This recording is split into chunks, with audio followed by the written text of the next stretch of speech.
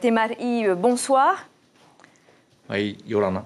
Merci d'être là ce soir. Première mobilisation aujourd'hui, donc première démonstration de force destinée au gouvernement. Les syndicats sont prêts à aller jusqu'où pour que ce projet de réforme ne soit pas voté à l'Assemblée de Polynésie? Je pense que la question, c'est le pays va aller jusqu'où pour détruire les bienfaits qui ont été mis en place pour les salariés.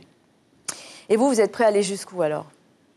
S'il faut aller jusqu'à la grève générale pour arrêter tout et bloquer le pays, pourquoi pas?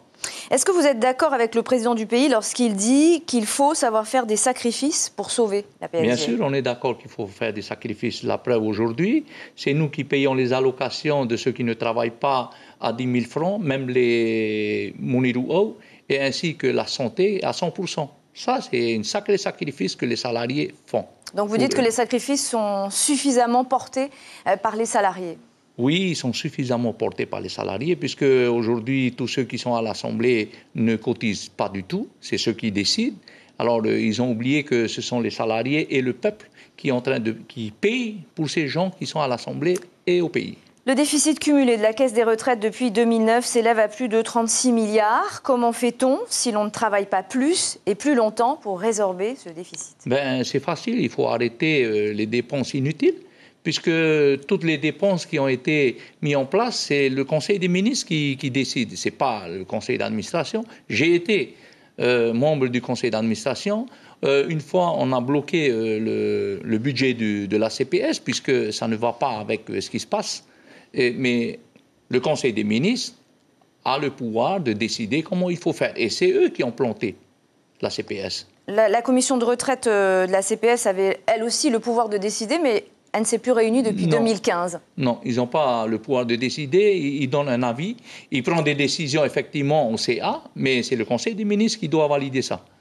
Le taux de cotisation retraite n'augmente pas. Il est toujours fixé à 0,51% par an, vous le savez. Est-ce que vous reconnaissez que le gouvernement ne profite pas des salariés sur ce point? Oui, peut-être il ne profite pas, mais aujourd'hui, c'est encore nous qui payons. Mais par contre, pour la maladie, c'est encore plus fort, puisque les cotisations de la maladie sont encore plus hautes que celles de la retraite. Et il faut savoir qu'aujourd'hui, pour la retraite, il y a 123 milliards qui est cotisé par tous les salariés et les employeurs du pays.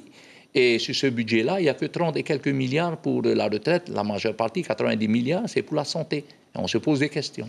L'âge de départ à la retraite est reporté à 62 ans dans le projet de réforme. On est encore jeune à cet âge-là, selon Édouard Fritsch. C'est votre âge aussi, Mahinoui. On peut encore travailler, selon le président du pays. Vous en pensez quoi? Bien sûr, pour ceux qui sont dans le bureau, mais je pense que ceux qui conduisent les camions, ceux qui doivent monter sur les conteneurs ou bien qui sont dans les bâtiments, c'est très difficile de monter à cet âge. Mais je remercie quand même, je suis encore jeune, effectivement. Je vais avoir 63 ans, j'ai 49 ans de cotisation en place. Je ne comprends pas pourquoi il faut monter à 62 ans. Nous avons demandé de donner l'autorisation que les salariés puissent avoir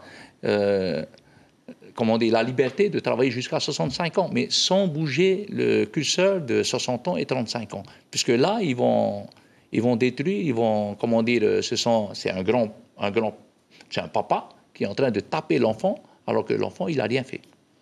Mahinoui Temari, merci beaucoup d'avoir répondu à nos questions ce soir. Et on va...